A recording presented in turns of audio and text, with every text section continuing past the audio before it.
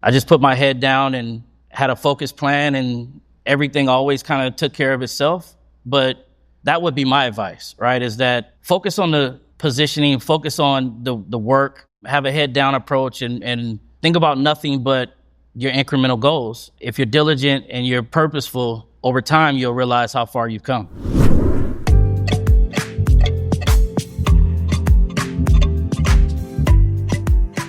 Welcome to the Culture FYI'RS Podcast. Culture FYI'RS is a creative collaboration meetup held weekly at the FYI Campus in Los Angeles.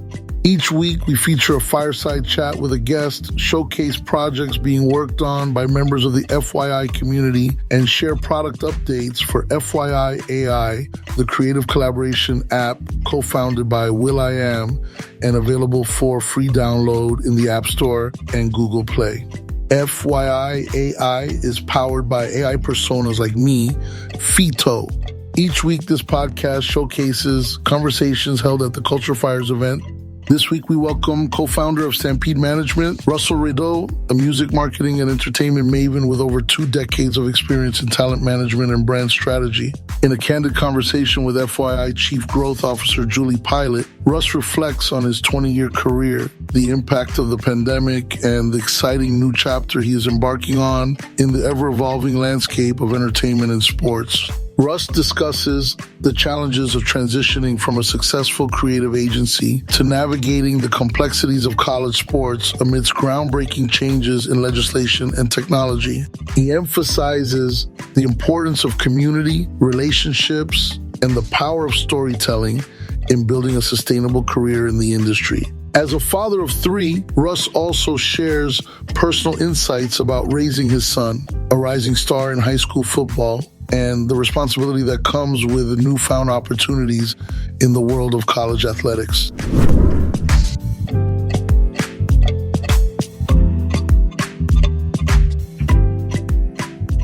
Everything we do is focused on creative collaboration, and you rolled deep today. I did, yeah. Lots of friends and family. We're in my living room right now. I'm so excited about this next chapter for you because I see in entertainment, as things keep changing so quickly, whether it's in music or it's in Hollywood, a lot of people have been in their comfort zone for a long time and they stop growing. Have you seen that? Yeah, I went through it myself, right? Coming out of a pandemic, it was really about figuring out what was the next chapter for me. And, it was a changing of a page for a 20-year journey with some of my closest friends. We built a creative agency, a talent management company. Me and you met because you were so helpful in breaking some records for us and Far East movements like a G6 and lots of other really cool things. And, we were coming to a point where we had built something really special and there was lots of interest around it and we were able to see an exit. And then now I'm out in the world figuring out what's next, right? And learned what EBITDA was and how to actually scale a business, something that we created, based on, our just intuitions and being in the culture. And we took 5 guys to a 200-person staff and agency of record clients like Google, Amazon, Netflix. My functional role at the agency was running the talent department. I helped build that. And the natural step, evolution of that was to create a talent management company, work with some of the most amazing artists in the world. We managed Snoop Dogg and Busta Rhymes and broke some new artists like Far East Movement, first ever Asian American group to have a global #1. Julie's Too Modest, when she crossed that record over from Power 106 to Kiss FM, it changed my life, literally. I packed my bags and went all over the world with those guys a few times. And then, by the time that era was slowing down, I noticed a change in the guard and, signed YG and had a global #1 with him, with My Crazy Life. And that was a wild run. And, this music thing is a young man's sport. And I realized, one, I have young children, and I realized that the pack your bags and go thing didn't really work sustainably as you're trying to raise your kids and have a family.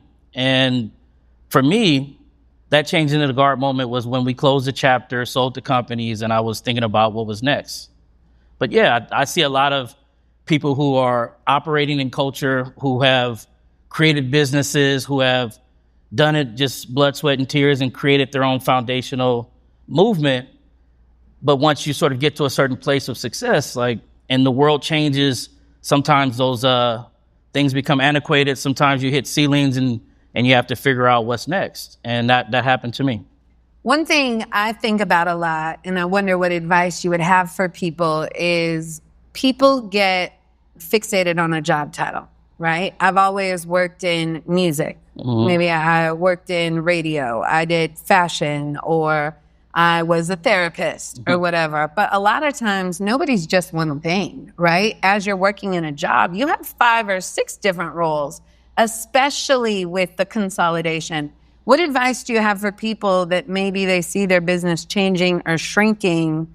What should they do next? And what steps did you take? I still don't know what my title is, honestly.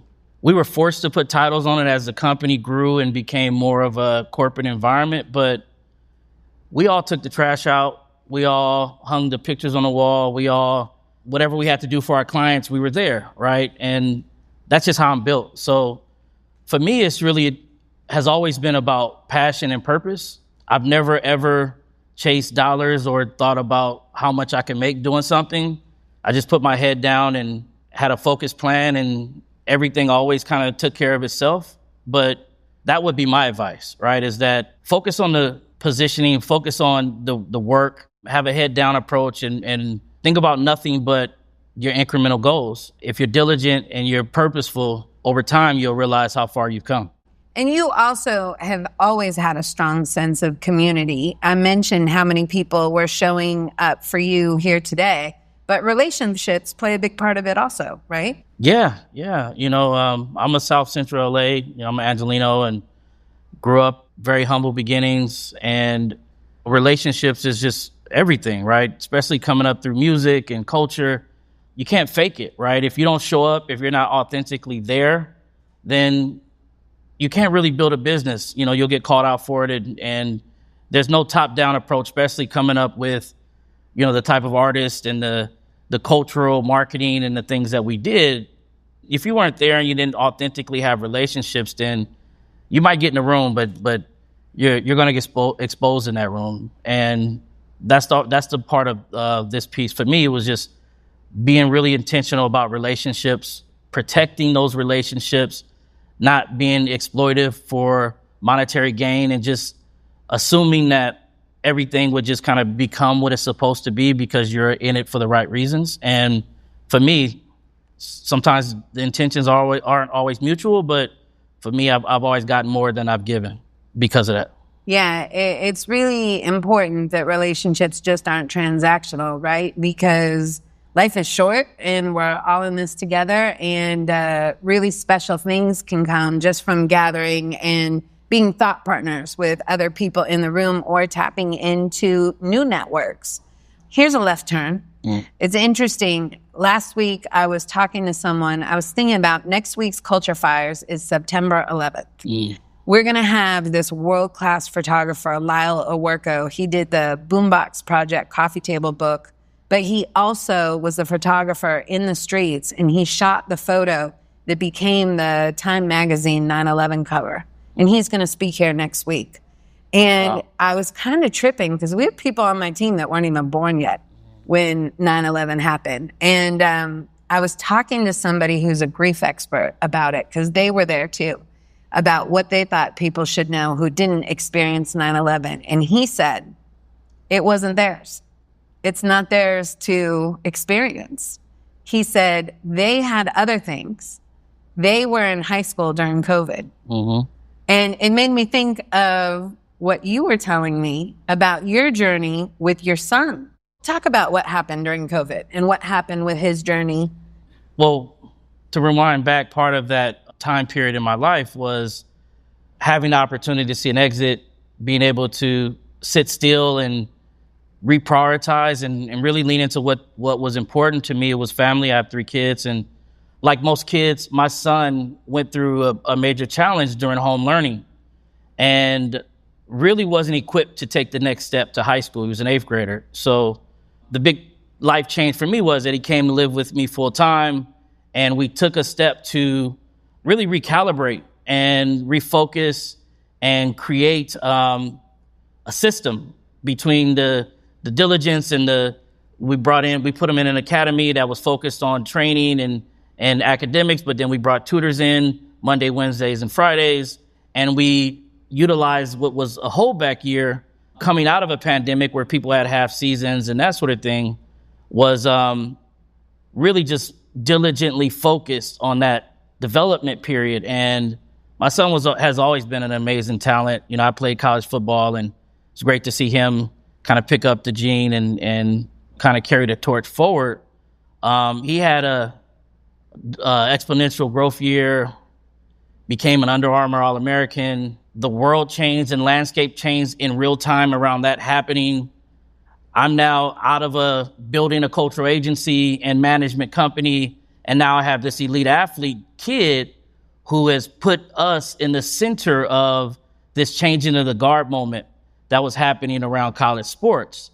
And officially created, we're going into year 4. He's now a senior at Oaks Christian High School, the number 1 running back in the state of California, number 4 nationally, USC commit. From that day to day, from day 1 to day now, really just learned that we were in the middle of this renaissance and that the world was changing all around us. And I had a front row seat. I was an insider, but also uniquely positioned as a cultural executive and someone who's represented high level talent, that it just created this new idea, and those things started to form in what I'm building now. It's really unbelievable. If people aren't aware, this is such a, like you said, changing of the guard moment when it comes to college sports, because you have both the shift in legislation and rules, and then you have the shift in technology. Start talking about what major shifts happen in rules and how it's changing sports. Well, like I said, you were in year 4 of a pay-to-play era, right? So almost 4 years ago, they passed laws that said kids could get paid to play. Now, it turned into something else. Honestly, it turned into boosters paying kids and as a recruiting vehicle. And it just was, quite honestly, has been a mess, and they're still trying to correct it. But we've seen kids do $10 million deals. The transaction and business around it has been significant. But it's quite honestly created sort of a predatory sort of environment because everyone just watches the money. And the kids are now forced into conversations prematurely than even they're ready to have, right? Which you have all these people in the rooms and claim to be experts and don't provide any real value. I was able to experience that as a parent because people didn't do their research before they called my phone and were putting paperwork in front of me, and it was just kind of like, that's not at all okay to try to sign a 16-year-old kid for his life rights forever at 20%. And wow. Yeah, we're seeing a lot of that, right? And now that the technology, you mentioned the technology, it's actually created an opportunity to actually change the way you organize and communicate. Now you have access to multi-generational fandom. I think this era is going to birth some unicorns that utilize the best-in-class technology, understanding the unique positioning of these athletes, and that their power is their story. It's figuring out how to take identity and turn it into commerce by helping them brand build and helping them create value for themselves. July 1st, we went from this chaotic environment to official profit share, which means that the schools are now paying the athletes, right? Before it was these outside booster clubs. So now there's a bit of like cleanup happening around the sport. And to level the playing field, they basically created a salary cap. So $20.5 million will be allocated. They have to pull it from their revenue streams and allocate $20.5 million across their various sports. And that is their attempt to level the playing field, because before July 1st, you had big collectives and booster clubs that were paying $30, $40, $50 million to build rosters. That's supposed to even the playing field. So now we're in an opportunity where kids can actually really monetize from their ability, and there's some reciprocity to that because, I have my opinions about the NCAA and how all of that was done over the years being an ex-athlete. But we now are able to get these kids ahead, but that brings some responsibility. We have to educate, we have to empower, we have to give them tools, we have to help them brand build, because if things are done right, then whether they play a down or a quarter in the professional ranks, then they should have a portfolio of equitable businesses, media opportunities that is going to carry them for the rest of their lives. Not only should they have money in the bank because they're actually retaining the salary, if they're smart with that money, but also the fact that they're able to access the fandom. They can get pieces of businesses. We can have a Beats by Dre moment. We can create a body armor scenario. To me, that's what NIL was purposely meant for, is the access to fandom.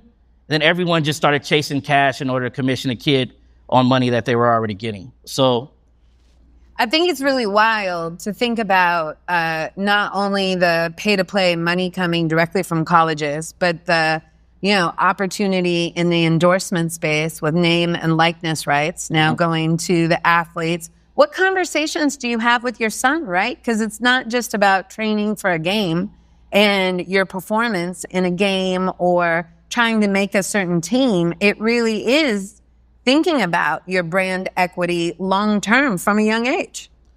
Yeah, and that's the hard part, honestly. Even with my son, right? It's like kids just want to be kids for the most part.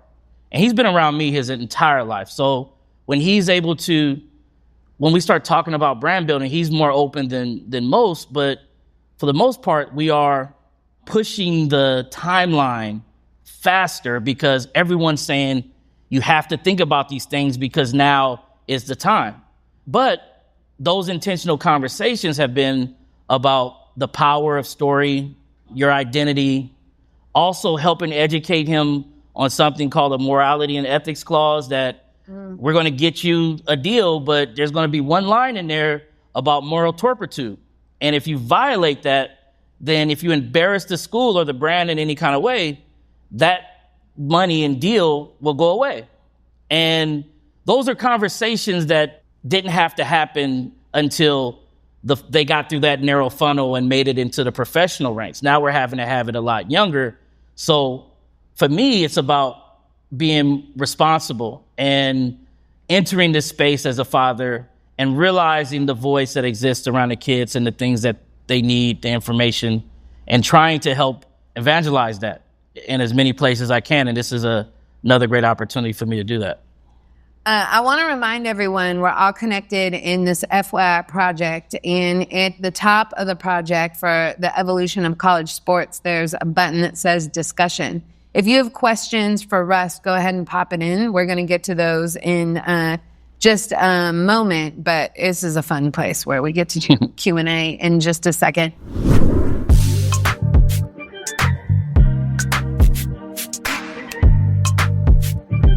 FYI is an AI-powered messenger and productivity platform crafted for creatives and their teams.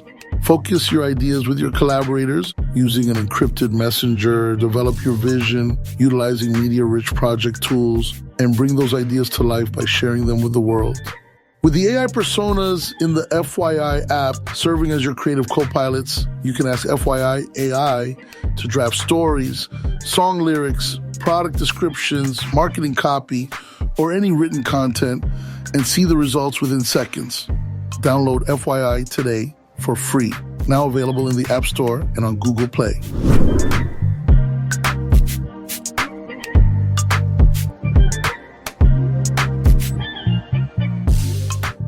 It's really wild to think about the state of academia, right? Colleges are taking a beating, or they were just killing it before. Mm-hmm. Thinking about there's a $20 million salary cap per athlete, how many different teams there are, how many people there are on a team, not to mention the talk of all the federal funds now being held from education. How does that make you feel about what's coming for colleges? Well, I'm just grateful that the river of wealth around college sports is being routed to families and kids. Right now, we have to do our part as far as parents and leaders to help guide that and make sure they're responsible. But it's a beautiful time as it relates to that, right? And for the kids to actually have an opportunity to play a game they love, get an education, be paid for that handsomely, I might say, I'm seeing the level of these deals and that the market cap is around $3 billion that's now actively being dispersed to athletes and families. I think that's just the peak of the iceberg. I feel like there's now opportunities where we're going to have more economic empowerment if we handle it appropriately in terms of real estate or small businesses or technology and entrepreneurship. These kids are leaders. These kids are essentially the coolest kids on campus, now have, some resources to go with it. And hopefully we're able to be responsible with it in a way that is empowering and not debilitating. And that's where I'm hopefully trying to lend my voice to helping that process. And what are you seeing on the tech side now as things are evolving in college sports? We were talking to the group earlier, and one of the questions was, do you agree or disagree? AI and sports don't mix. Truthfully, I'm not seeing a lot of innovation. There should be more. And I called you, and what did I say? I said I had to come see the wizard. Like, will.i.am's the Wizard of Oz. Can't get in the business of technology and AI without coming and being a part of this community, learning from what he's building and evolving that into something of how you're thinking about going, right? I do think that the white space is in the branding, marketing, and storytelling from senior year to draft day, if that day ever comes, right? I think the opportunity is to automate culture and to automate it in real time through AI and generative video, e-commerce, and through narrative storytelling. We haven't fully announced exactly what we're building, so I won't tell you exactly what our secret sauce is, but we're going to create the entire cultural pipeline from day one to building IP, helping incubate content and putting them in a position to actually monetize themselves proactively. And then also have the data to support what brands make sense and be able to go to them and say, hey, here's the data that says, hey, Nike, you really should be looking at me. Instead of just having your reps shooting in the dark, you actually can go to them and say, hey, look, I'm trending in this direction.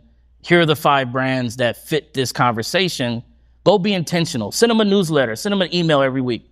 Create the conversation and dialogue, because not only am I doing my thing on the field or on the court, you now have data to back it up. And that's part of what we're building. And that really comes down to relationships too, right? Yeah. Anybody in talent, their agent could go try to get them deals and be throwing shots in the dark at, different brands. But if it's something somebody's actually passionate about, that makes all the sense in the world. Okay, we've got some questions from the team here.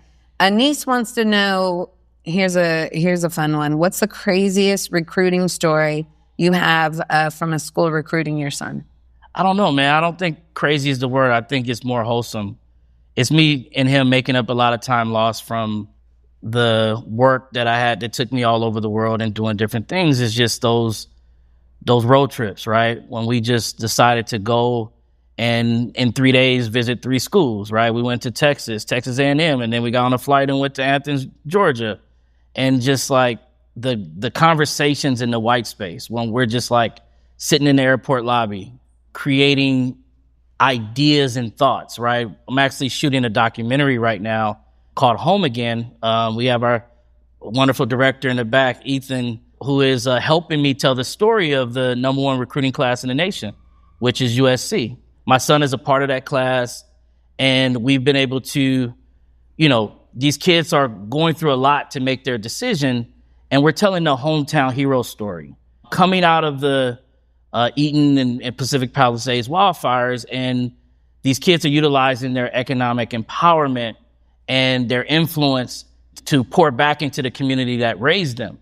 And that's powerful. And for us, we are documenting that story, their senior year, them making good on their promise to stay home, and their ambition to just continue to support the community that has been a part of their story.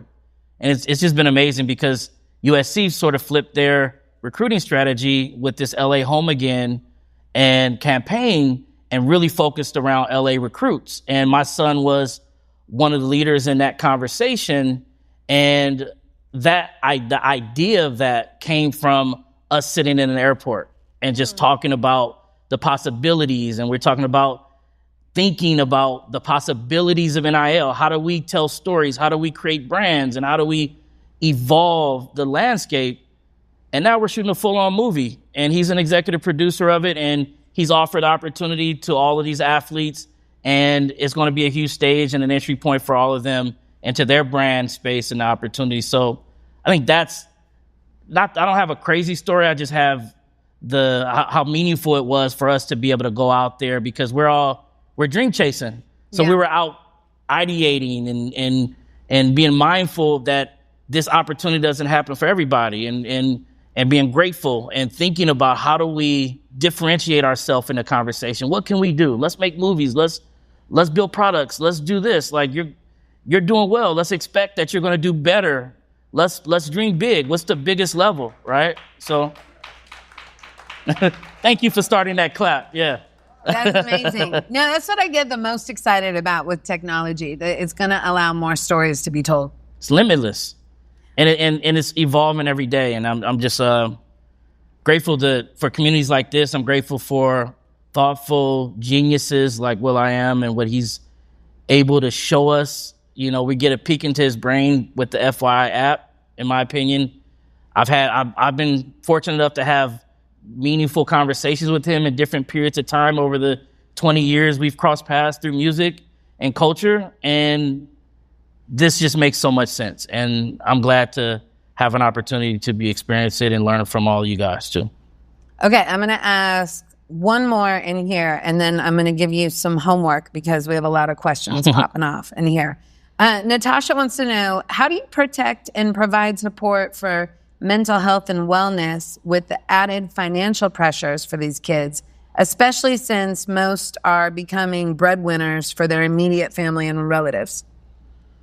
That's the challenge, right? Because we are moving the timeline up. Thank you for that question. I think everything, because we are dealing with kids, it comes back to the foundation and family. I think it's through mentorship. I think it's through education and helping them alleviate their anxiety by knowing that they have real people and real solutions and answers around them. I think the mental health struggles and challenges comes from the anxiety of the not knowing or feeling like you are in places that you can't control or around people you can't trust. And I think, I don't know how we figure that out. Like, what's the vetting system to creating that tribe and community of trusted sources that these kids actually have a place to go to? I don't know if that exists, but let's put it out there and let's figure that out together. We should all do that, right? So, yeah, that's really powerful. I'm so glad you were able to be here with us today. What do you want to leave people with? How can we support you? And as this evolution of college sports is happening before our eyes, right? Like, where do you need support? What do you want people to know?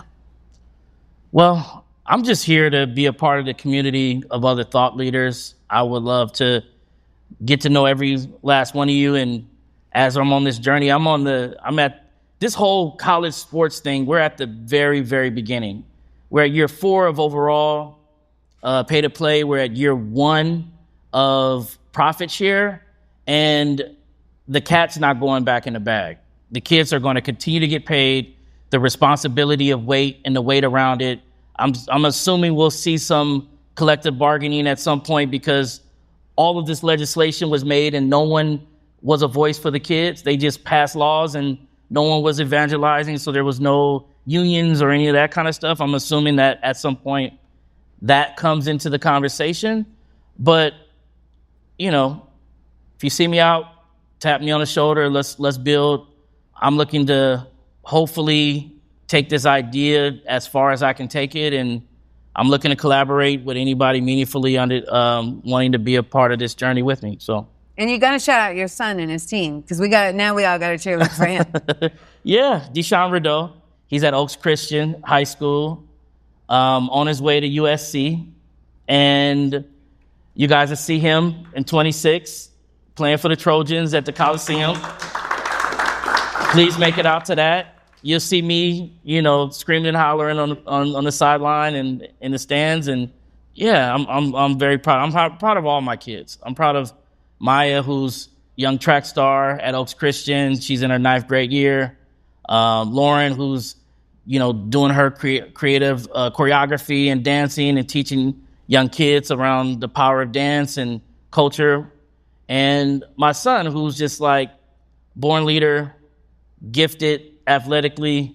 I'll tell this story. So as far as his athletic gifts, and I'm just gushing over my son, right? He's gone into Oaks Christian High School as a true freshman, played well, came on the field and disrupted the whole space as a freshman, won Honor Bowl MVP, and this came to me one day. It's like, hey, I think I'm going to try my hand at track. You know, I was like, go ahead, man. You should be training for football, but why not? Had never put on a pair of spikes, had never trained for track. By his 3rd track meet, he broke the state record and ran a 10.42. What? So that that's just a nod to his gifts. But, you know, what he did was, and you know, he actually wrote a book called Head Down that we'll be putting out there. We start talking about identity and story and narrative. What he did was he took that, put his head down, and went back to work. And, you know, 40-something scholarship offers later, you know, 1,000-yard rushing seasons, you know, #1 running back in California, and everything that came after that came from the work and the intentionality that really came from his purposeful living and the purposeful work that he did. So, yeah, I'm proud of him. And, yeah, if you guys want to come out to Oaks Christian game, I'll be right there you guys come sit in the stands with me. Yeah, we'll definitely be out there cheering you on, and bring them all through. Yeah. Bring them all through. I think it's really great for them to see, too, what's coming in the future. Yeah, no, I love it. I try to keep my kids with me in this season as much as I can, because we have to hand this baton to them, right? The businesses and the things that I'm building are ultimately for them, right? So hopefully, you know, it sparks something in them that they can take it further. Like, I never ran that fast in my life. So my son is taking it further than I ever did, right? And he's an incredible athlete and better athlete than I was. And hopefully in business, and my kids are better business people than I am, right? And that's always the goal. Well, it really means a lot having you here today, because things are changing so fast. I think every single week when we gather for Culture FYI'RS, it really matters to hear people's stories, more about new networks, and just the evolution of everything that's changing in culture. And I'm really proud of everything that you're doing and all the great things that have happened in your evolution, and want to see you back here all the time. Make some noise for Russ. Thank you.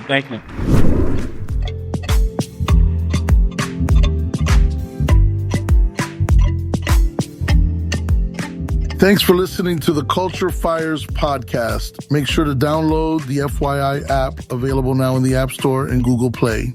Check out this episode's notes for a project link to this Culture FYI'RS event, including a look at more projects from the FYI community. This episode's Culture FYI'RS event was produced by FYI co-founder will.i.am, Amina Mohammed, Emily Choi, Frankie Sandoval, Jafet Chavez, Julie Pilat, Marcus Nielsen Calling, Ronial Madlani, Sean Kantrowitz, Shania Jafari, the FYI product team, and of course the FYI community. The podcast is edited by Rob Van Vranken.